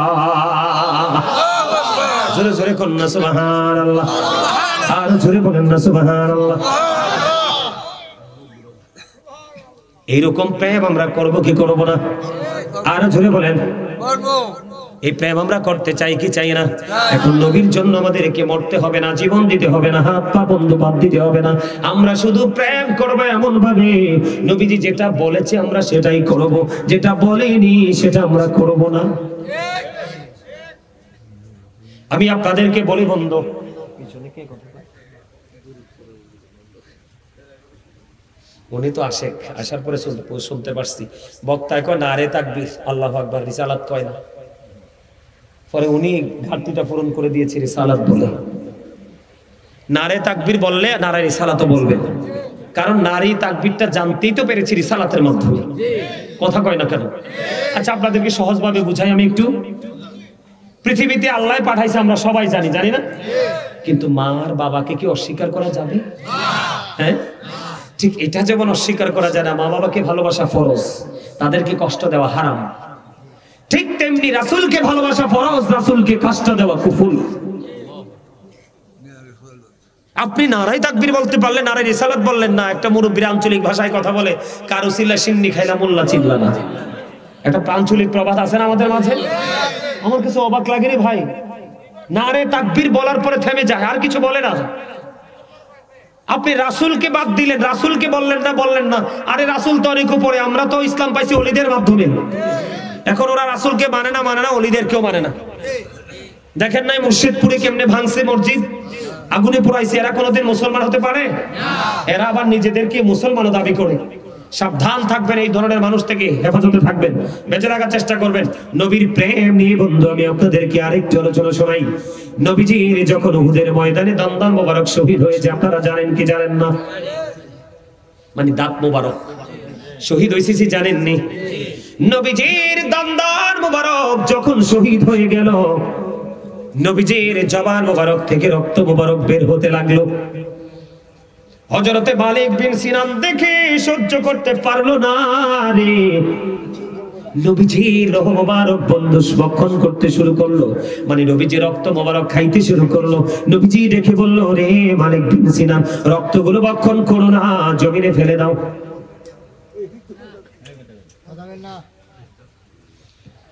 একটা ফোঁটা রক্ত তুমি ভক্ষণ করো না রে মালিক বিন সিনান, রক্তগুলো জমিনে ফেলে দাও। মালিক বিন সিনান একটা ডাক দিয়ে বলল, ইয়া রাসূলুল্লাহ, ইয়া হাবিবাল্লাহ, নবী গো, আমি আবার আল্লাহর ইজ্জতের কসম করে বলছি গো, আমি আপনার একটা ফোঁটা রক্ত উহুদের জমিনে পড়তে দিব না। রক্ত খাওয়ার কথা কোরআনের কোথায় আসেনি? আল্লাহ কি কোন কাউকে কি অর্ডার করছে? আমি কোরআন শরীফটা একবার নয়, দুইবার নয়, তিনবার বন্ধু একবারই আলহামদু সূরা থেকে সূরা নাস পর্যন্ত 3 বার কোরআন শরীফটাকে আমি তাফসীর করেছি। আমি কখনোই শুনিনি কোন আয়াতে আল্লাহ রাব্বুল আলামিন বলেনি যে মানুষের রক্ত খাও। ওই দেখেন বন্ধু, হানজালা নাপাক শরীর নিয়ে যুদ্ধে গেছে, নবীর জন্য জীবন দিয়েছে, জান্নাতের পানি আরশের নিচের পানি দ্বারা গোসল পাইছে। মালিক বিন সিনান নবীজির রক্ত মুবারক ভক্ষণ করতেছি আর বলতেছি, ইয়া রাসূলুল্লাহ, আমি আপনার একটা ফোঁটা রক্ত উহুদের জমিনে পড়তে দিব না, যতটুকু আসবে আমি ততটুকুই ভক্ষণ করব।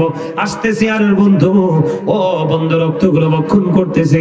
সর্বশেষ রক্ত মুবারকের ফোঁটা যখন নবীজির ভক্ষণ করা শেষ হয়ে গেল, এবার নবীজি হাদিস শরীফের মধ্যে এসেছে, গোটা পৃথিবীর মুমিন মুসলমানকে ডেকে ডেকে নবীজি জানিয়ে দিয়েছে, রে পৃথিবীর আমার উম্মত, তোমরা দুনিয়ায় যদি কোনো জান্নাতি মানুষ দেখতে চাও, তাহলে এই মালিক বিন সিনানকে দেখে না। রাসূলের প্রেম কত বেশি দামি। আমি যদি একটানা ওয়াজ করতে থাকি, আপনারা মাঝে মাঝে একটু হাসি না দেন, ক্লান্তি চলে আসবে। একেবারে গুরুত্বপূর্ণ মজার একটা জায়গা বন্ধু, আমি আপনাদেরকে বলি, আপনার প্রতিদিন বন্ধু 12 রাকাত সুন্নাত নামাজ আছে, সুন্নাত গুলো কার? রাসূলের। নামাজ আল্লাহর, সেজদা আল্লাহর, সবই আল্লাহর, কিন্তু ফরজ ওয়াজিব কোন দিকে যায়? ফরদুল্লাহি তাআলা, ওয়াজিবুল্লাহি তাআলা, সুন্নাতু রাসূলিল্লাহি তাআলা। তাহলে সুন্নতের সাথে যুক্ত কি? আপনার আমার প্রাণের নবী বন্ধু।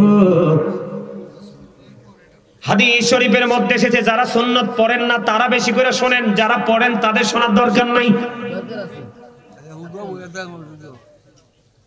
সুন্নাত 12 রাকাত সুন্নাত নামাজ আছে, আবার দিকে তাকান, এই 12 রাকাত সুন্নাত নামাজ যদি কেউ পড়তে পারে প্রতিদিন সঠিকভাবে, আমার আল্লাহ, আমার নবীজি জানিয়ে দিয়েছে, আল্লাহ রাব্বুল আলামিন নিজে তার জন্য জান্নাতে ঘর বানায়। সুবহানাল্লাহ। হুজুর, এই 12 রাকাত নামাজ কোথায়? দেখেন, নবীর প্রেমের সাথে ঢুকাই দিলাম। নবীর প্রেম কত দামি বন্ধু।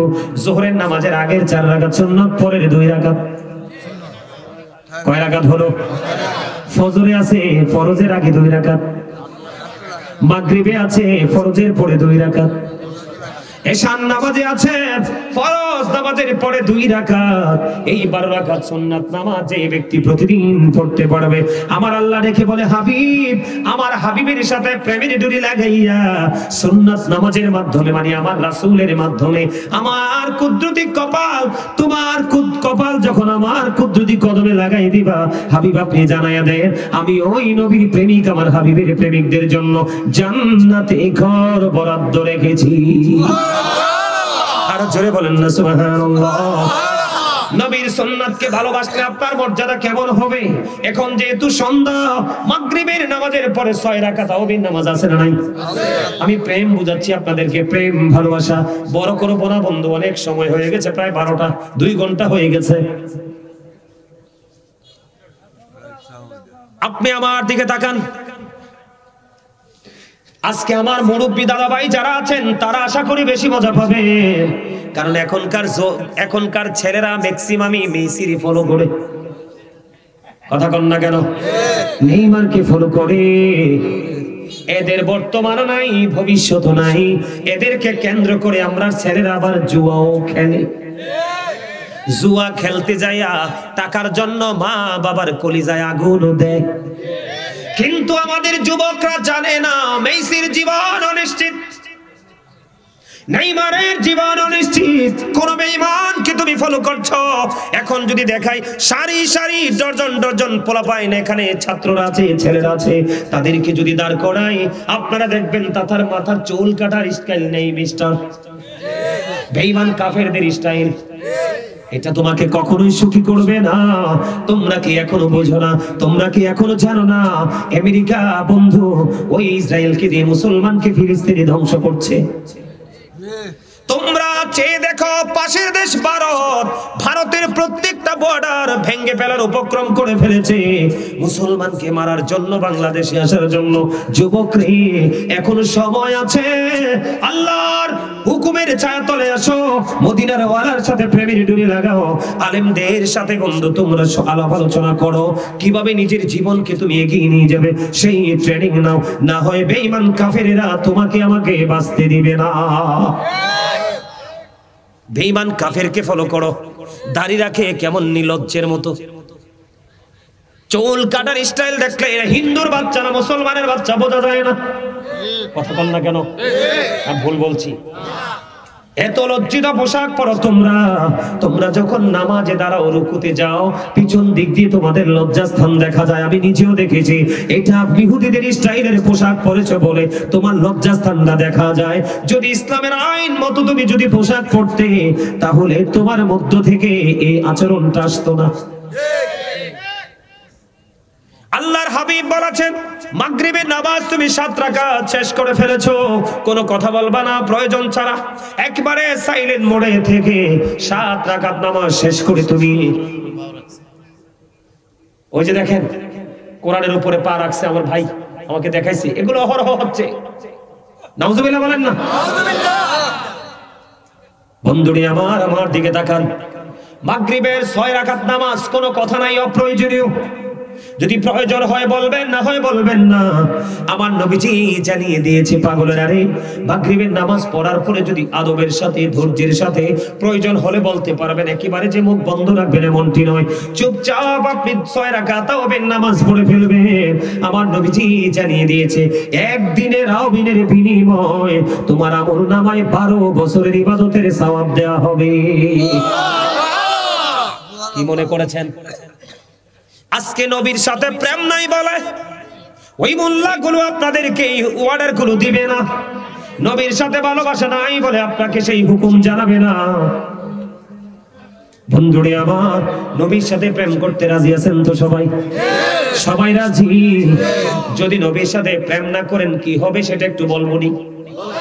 আমি আজকে বলেছি বন্ধু, আমি আপনাদের সামনে পজিটিভ দিক তুলে ধরেছি, এবার আমি আপনাদের সামনে নেগেটিভ সাইডটা তুলে ধরবো। হাদিস শরীফের মধ্যে এসেছে রাসূল বলেছে মুমিনেরা আমি নবীকে ভালোবাসবে, মুনাফিকরা আমি নবীকে ভালোবাসবে না। আল্লাহর হাবিব বলেছেন বন্ধু, believers love the prophet, hypocrites don't love the prophet। আল্লাহ বলেছেন ইন্নাল মুনাফিকিনা ফিদ দারকিল আসফালি মিনান নার। আল্লাহ বলেছেন the hypocrites will be in the lowest place of hell। আমার দিকে তাকান, মুনাফিকরা জাহান্নামের একেবারে সর্বনিম্ন স্তরে থাকবে। আল্লাহ আরো বলেছেন ইন্নাল্লাযীনা ইউযুনাল্লাহা ওয়া রাসূলাহু লা'নাহুমুল্লাহু ফিদ দুনিয়া ওয়াল আখিরাহ ওয়া আ'আদ্দা লাহুম আযাবাম মুহিনা। জোরে জোরে বলুন আল্লাহু আকবার। আল্লাহ বলতেছেন আল্লাহ এবং আল্লাহর হাবিবকে যারা কষ্ট দেয় আল্লাহ রাব্বুল আলামিন তাদেরকে দুনিয়া আখিরাতে অভিশপ্ত করেছেন, লানত দিয়েছেন। ওয়া আ'আদ্দা লাহুম আযাবাম মুহিনা, তাদের জন্য ভয়ঙ্কর মর্মন্তুদ সাজা বরাদ্দ দিয়েছেন। জোরে জোরে বলুন না নাউজুবিল্লাহ।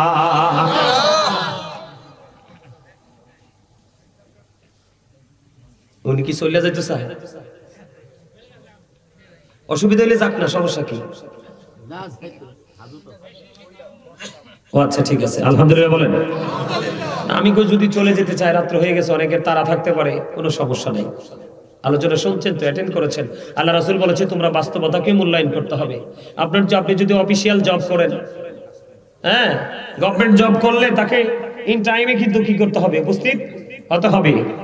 চলে যাওয়াটা দোষের কিছু না, আপনাকে জীবন বাঁচলে না আমল করতেন, জীবন না বাঁচলে কি আমল চলে? আরে মিয়া আদিকে তাকান, আল্লাহ রাসূল বলেছে 2টা পর্যন্ত ওয়াজ করছি, তারা 2 ঘন্টা আর ওয়াজ করছে, তারা হইলো কেমনে? কি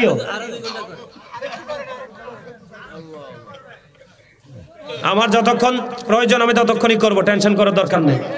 কারণ আপনাদের কাছে আজকে যেমন আসছি, আগামীকালকে ঢাকা যাব, 2 দিন বিশাল প্রোগ্রাম, ওদিকেও প্রধান অতিথি, ওরাও তো আশা করে বসে আছে। আপনাদের কপাল ভালো। সুজন কই? সুজনটা তো দেখি না, কই?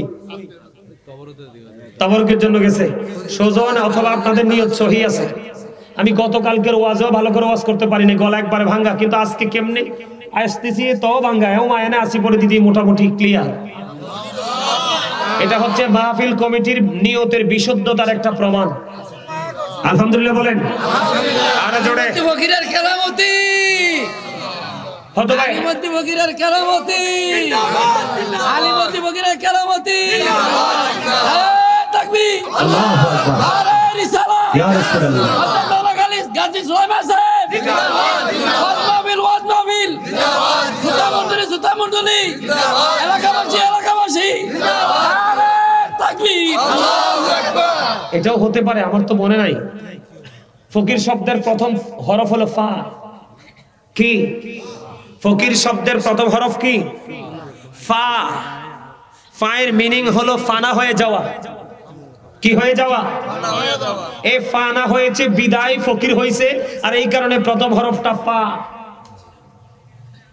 এই হাদিস শরীফের মধ্যে আসছে, সিহাসিত্তার মধ্যে আসছে, আপনার এলাকার মধ্যে দেখবেন অনেক স্মার্ট ফিসাব আছে, কিন্তু যখন তিনি চিঠি লিখবে, আল্লাহ এটা নিয়ে কোনো ইন্টারেস্ট ফিল করে না, আল্লাহ সেটা গ্রহণ করে না।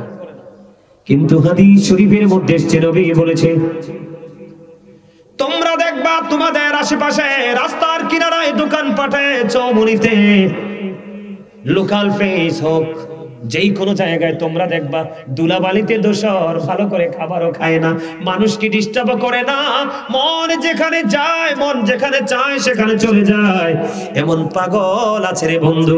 দুলাবালিতে দোসর, ভদ্র কোনো জেন্টেল পরিবেশ তাকে গ্রহণ করবে না।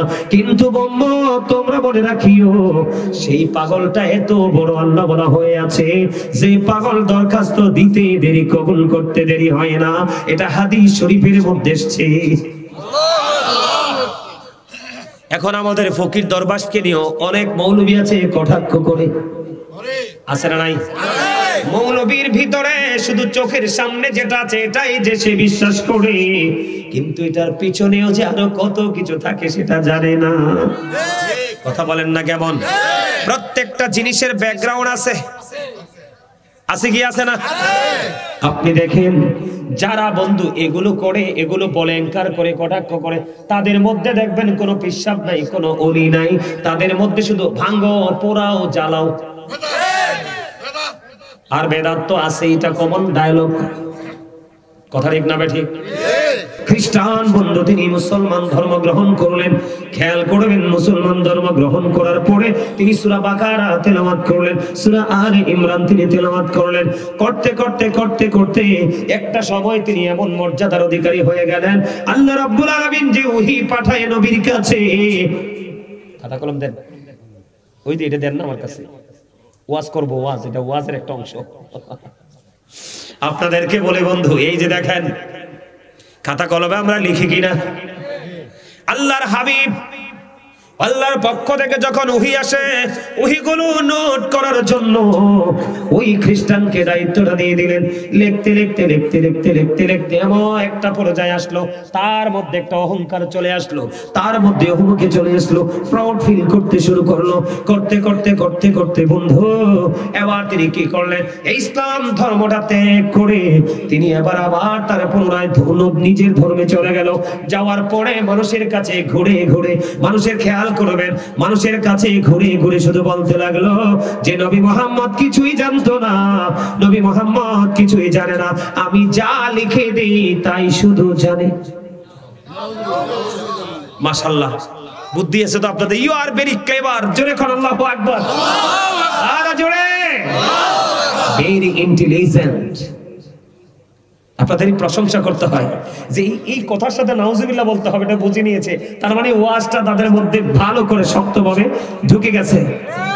কি আপনারা বলেন? তুমি তো, আমি আপনাকে বলি, আমি আমার এই চাস্তো ভাই থেকে খাতাটাও নিলাম, কলমটাও নিলাম। কথা বুঝবেন? উনি দিয়েছে বলে আমি পেয়েছি, না দিলে কি পাইতাম? কথা বলেন, পাইতাম? ঠিক তেমনি ভাবে ওই খ্রিস্টান যখন নবীর হুই লিখতেন, নবী বলার কারণেই তো সে জেনেছে। কথা বোঝেন? ওয়াজ বেয়াদবিটা কেমনে করেছে খেয়াল করবেন। নবীজি বলেছে বলেই তিনি লিখেছে। নবীজি যদি না বলতো কখনোই তিনি লিখতে পারতো না, কারণ জানতোই তো না। ঠিক কিনা বলেন বন্ধুরি আমার? এই যে সে মানুষের কাছে বলে বলে বেড়াচ্ছে নবী মুহাম্মদ কিছুই জানতো না। আপনারা বলেন এই বক্তব্যের পক্ষে আপনারা না বিপক্ষে? এবার বন্ধু ঘুরে ঘুরে সবার কাছে বলতেছে নবী মুহাম্মদ কিছুই জানতো না, আমি যেইটুকু লিখে দিতাম সেইটুকুই শুধু জানতো। হাদিস শরীফ বন্ধু, বুখারী শরীফের মধ্যে এসেছে বন্ধু, সন্দেহের কোনো অবকাশ নেই। তাড়াতাড়ি করে বলে বলছে সময় খুবই অল্প। এবার কি করলেন? বলতে বলতে বলতে বলতে মানুষের মধ্যে একটা কুচ্চা রটনা করে দিল। আমার নবীর চাইতে বেশি কষ্ট পেয়েছি আল্লাহ, কারণ আল্লাহ আগেই কোরআনে বলেছে আমার হাবিবকে কষ্ট দিলে আমি আল্লাহ কষ্ট পাই। আমার হাবিবকে ভালোবাসলে আমি আল্লাহ খুশি হয়ে যাই। সুবহানাল্লাহ বলেন না? এবার বন্ধু ধীরে ধীরে ধীরে ধীরে দেখতে দেখতে দেখতে দেখতে হঠাৎ তার মৃত্যুর সমন জারি হয়ে গেল। ওই খ্রিস্টান তিনি মৃত্যুবরণ করলো। ওই ব্রিটিশ রানী দ্বিতীয় এলিজাবেথকে কেমন করে মাটি দিয়েছে আপনারা দেখেছেন। ঠিক তৎকালীন সময় ওই খ্রিস্টানকে তার মাটি দিয়ে কবরে দাফন করা হলো। কবরে দাফন করে তার আপন স্বজন সবাই বন্ধু চলে গেল। তার আপন স্বজন সবাই চলে যাওয়ার পরে সকাল যখন হলো তার কবরটাকে একটু আপন স্বজন পরিদর্শন করতে আসলো। আসার পরে চাইয়া দেখে ওই খ্রিস্টানের লাশটা মাটির বাইরে পড়ে আছে। জোরে কন্যা আলহামদুলিল্লাহ। আরে আরো জোরে কন্যা আলহামদুলিল্লাহ। আমার নবীর সাথে বেয়াদবির ওষুধ। লাশটা মাটির বাইরে পড়ে আছে। তার আপন স্বজনেরা ডেকে ডেকে বলছে এটা কখনোই পৃথিবীর সাধারণ কোনো মানুষের কাজ নয়, নিশ্চয়ই নবী মুহাম্মদ এবং তার সঙ্গীদের কাজ। জোরে জোরে কন্যা নাউজুবিল্লাহ। আমার নবী সে লাশ সম্পর্কে অবগত নয়, কারণ আমার নবীর তো ওই দিকে ইন্টারেস্ট নাই। বন্ধুরে আমার, আজকে তার সঙ্গীরা কি করলো? আর একটু শক্ত করে, আর একটু গভীর করে কবরটা খনন করে এই কবরের মধ্যে দাফন করে চলে গেল। তাদের মধ্যে একটা আলাদা একটা টেনশন শুরু হয়ে গেল। আজকে যেহেতু লাশটা বেরিয়ে পড়ে আছে বন্ধু, পরের দিন দিনটা চলে গেল, রাত্র ফুরিয়ে গেল। সকাল যখন হলো আবার আপন স্বজন তার কবরের পাশে আসলো। আয়েশা দেখে তার কবরের বাইরে ওই দিনের মতো আবার লাশ পড়ে আছে উপরে। আরে আলহামদুলিল্লাহ কোন দাদা? কারণ আমি তো খুশি, সাজা শুরু হয়েছে না। মাটিও তাকে গ্রহণ করে না। আবার আল্লাহ মাটিকে ডাক দিয়ে বলে দিয়েছে নিশ্চয়ই মাটি, মাটি রে, পৃথিবী জেনে যাবে একদিন আমার হাবিবের সাথে বেয়াদবি করার ফলটা কি হয় আমি পৃথিবীকে জানিয়ে দিতে চাই, তুমি তাকে গ্রহণ করো না। মাটি অটোমেটিক্যালি বন্ধু তার দেহটা বের করে দিল। একদিন চলে গেল, 2 দিন চলে গেল, আবার তৃতীয় দিন দ্বিতীয় দিন এসে বলল এটা পৃথিবীর কোনো সাধারণ মানুষের কাজ নয়, ওই নবী মুহাম্মদ এবং তার সঙ্গীদের কাজ। যত বেশি মন্তব্য করতেছে আমার আল্লাহ তার প্রতি ততই বেশি রিঅ্যাকশনে যাচ্ছে। তৃতীয় দিন কি করলো? অনেক বেশি বন্ধু কবরটা খনন করলো, অনেক গভীর করলো কবরটা খনন। কবরটা খনন করার পরে তৃতীয় দিন আবার বন্ধু দাফন করে চলে গেল। আবার দিনটা চলে গেল, রাত্র ফুরিয়ে গেল। বন্ধু রাত শেষ হওয়ার পরে সকালবেলা আবার কবরের কাছে চলে আসলো। এবার কবরের কাছে আছে, চাইয়া দেখে আজকে ওই খ্রিস্টানের লাশটা মাটির বাইরে। আলহামদুলিল্লাহ বলেন না? আরো জোরে বলেন একবার আল্লাহু আকবার। এবার তার সঙ্গীরা ডেকে ডেকে বলে, না না, এটার মধ্যে অন্য কোন রহস্য আছে, অন্য কোন জিনিস আছে। এত গভীর খনন করে মাটির লাশ মাটিতে রাখলাম, ওই লাশ পর্যন্ত মাটির বাইরে চলে আসে। না না, এটা পৃথিবীর কারো কাজ নয়, নিশ্চয় এটা সৃষ্টিকর্তার কাজ। একদিন, 2 দিন, 3 দিন যখন মাটি লাশটা গ্রহণ করলো না, তৃতীয় দিন ওই খ্রিস্টানের লাশটা বন্ধু মাটির উপর থেকে সরিয়ে পানির উপর ভাসিয়ে দেয়, লাশটাকে এখানে ছেড়ে দিয়ে তারা চলে যায়। এরকম অনেকগুলো হাদিস শরীফ আছে, বুখারী শরীফের মধ্যে আসছে। আবু রাফে নামক ইহুদি নবীজিকে কি করত? অপমান করে কথা বলতো এবং অন্যদেরকেও অপমান করার জন্য উৎসাহিত করত। আল্লাহর হাবিব একদিন আব্দুল্লাহ ইবনে আতিককে সেনার লিডার হিসাবে তাকে কি করলেন? লিডার বানাইয়া তাকে হিজাজ ভূমিতে পাঠিয়ে দিল। খেয়াল করেন, কোথায়? নবীর দুশমন একটা বসবাস করতেছে ওই হিজাজে। সেনাবাহিনীর লিডার হলো আব্দুল্লাহ ইবনে আতিক। বন্ধুরে আমার, হিজাজ ভূমিতে পৌঁছাইতে পৌঁছাইতে সন্ধ্যা হয়ে গেল, সূর্য তার আপন গন্তব্যে চলে গেল। সন্ধ্যা ডানা মেলে দিল, অন্ধকার হয়ে গেল পৃথিবী। কিন্তু বন্ধু, আবু রাফে নামক ইহুদির ঘর খুঁজে পায় না।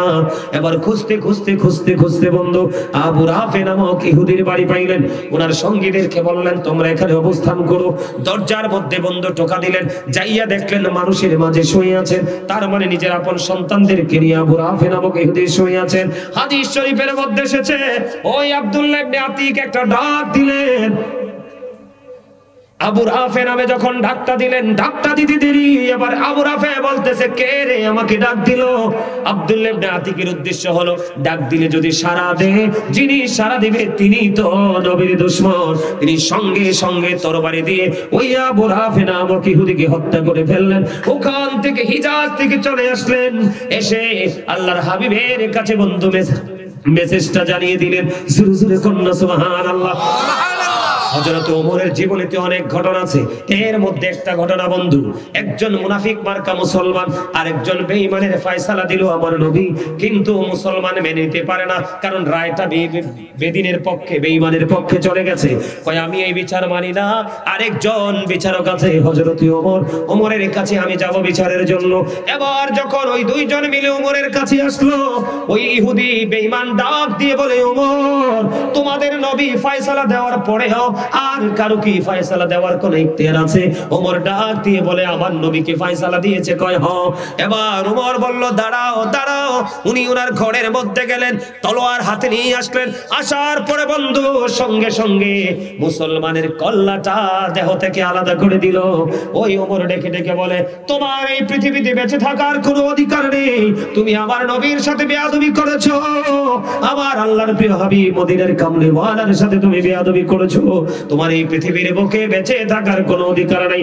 এই কথা বলে বন্ধু যখন কল্লাটা ফেলে দিল দেহ থেকে, ওই ইহুদি একটা ডাক দিয়ে বলে, ওমর, তোমাদের ইসলাম কি এত সুন্দর? তোমাদের নবীর কাছে গেলাম, রায় পাইলাম আমি, তোমার কাছে আসলাম, বিচার পাইলাম আমি। আমার কাছে মনে হয় আমার ধর্মের চাইতে তোমার ধর্ম সবচেয়ে বেশ, আমাকে মুসলমান বানিয়ে দাও। সম্মানিত উপস্থিতি, আমি এইভাবে বলতেই থাকবো, রাত্র শেষ হয়ে যাবে, কিন্তু আমার আলোচনা শেষ হবে না। সম্মানিত উপস্থিতি, আজকে আমি সত্যি, আমি এসে প্রথমে মন খারাপ হয়েছিল, সুজন কই, আবার কই গেল রে সুজন। আসার পরে আমার মনটা একটু খারাপ হয়ে গেছিল, এত দূর থেকে আসলাম, এত অল্প মানুষ। আপনাদেরকে আন্তরিকভাবে মোবারকবাদ জানাচ্ছি, আপনারা সত্যিকারে আল্লাহ, রাসূল এবং ওলিদের প্রেমিক। আপনাদের এখানে ফকির আছে না? তারা আল্লাহর বন্ধু হয়ে কবরে যায়, কি হয়? কথা কয় না। এটা তোমরা বিশ্বাস করো নি? হ্যাঁ করো, তোমরা বিশ্বাস করাটা বেশি দরকার। আমি আপনাদেরকে বলি, এদিকে তাকান, আল্লাহর ওলির মাজার ভাঙতে চায় এখন আমাদের মতো কিছু দাড়িওয়ালা টুপিওয়ালা, এরা কি মৌলবী নাকি ইয়াজিদের দোসর? কথা কয় না। আপনাদেরকে একটা কথা বলি, এই যে ইয়াজিদ বাহিনী যে ইমাম হুসাইন এবং তার সঙ্গীদেরকে শহীদ করেছিল, কেন করেছিল জানেন? ইয়াজিদের যিনি উপদেষ্টা ছিলেন তিনি ছিলেন শারজুন বিন মানসুর রুমি, তিনি ছিলেন একজন ইহুদি। কি? আচ্ছা, কোন ইহুদি থেকে বুদ্ধি নিয়ে কি কোনো মুসলমান ভালো থাকতে পারে? ইয়াজিদ কিন্তু অমুসলিম ছিল না। ইয়াজিদের বাবা একজন নবীর প্রেমিক ছিল, আমির মুয়াবিয়া একজন সাহাবী ছিল। কিন্তু ইহুদির পক্ষ পড়ে পড়ে কি করে দিল? নবীর আহলে বাইতকে শেষ করে দিল। এই দিনে এসেও দেখি আমরা যাদের কারণে আমরা ইসলাম পেয়েছি, যাদের কারণে আজকে আমরা ধর্ম পেয়েছি, যাদের কারণে আমরা ধর্মের চর্চা করতে শিখেছি, তাদের বিরুদ্ধে তাদের বিদ্বেষ আছে। সব বাদ দিলেন, শাহপরান কি ভুল ছিল? আপনারা দেখছেন নি আবার শাহপরানের মাজারে যে হামলা হয়েছে? আরে ভাই, আমি দোষ করতে পারি, তুমি আমার সাথে দুটো কথা বলতে পারো, কিন্তু যিনি সই আছে তিনি তো দোষ করেনি। এদের মূলত বিদ্বেষ হলো আল্লাহর ওলিদের প্রতি। এরা চায় এদের মতো করে রাষ্ট্র কায়েম করতে, এরা নাকি আবার জাতীয় নির্বাচন করে ক্ষমতায় আসবে। আপনি কোন এই ইঁদুরের কাছে কি ধান দেওয়া যাবে বাগা? টোলার কাছে কি বাগা দেওয়া যাবে মুরগি? কথা বলেন না কেন? কসাইয়ের কাছে কি গরু রাখা যাবে আমানত? এখন আমাদের দেশে এই রকমের মৌলবি বের হয়েছে। এখন সাধারণ মানুষ, বিশেষ করে যারা জেনারেল পার্সন, এরা কিন্তু মৌলবি দেখলে ভয় পায়। এখন হুজুরদেরকে দাওয়াতও দেয় না, জানেননি আপনি? আরে মিয়া, আমি যখন ভালো করে মিলাদও পড়তে জানি না, তখন ছোট ছিলাম, এক দিন মিলাদ পড়তে পড়তে ক্লান্ত হয়ে যেতাম। আর এখন পরিপূর্ণ, এরপরও মিলাদের দাওয়াত নাই। মানে আমি কি বুঝাইতে চাইছি, আমার হয়তো আছে, কিন্তু আমার মতো যারা তাদের নেই। কেন নাই? আলেমদের প্রতি মানুষের যে বিদ্বেষ, মানুষের যে ক্ষোভ, এটা আজকে কিছু নামদারি, কিছু কথিত, কিছু ইয়াজিদের দোষর আলেমদের কারণে আজকে এটা হয়েছে। আরে মিয়া, আপনারা যারা আমার দাদা ভাই যারা আছেন, চাচারা যারা আছেন, আপনারা ইমাম সাহেবকে দাওয়াত খাইতে সিরিয়াল ধরতেন না রমজান মাসে?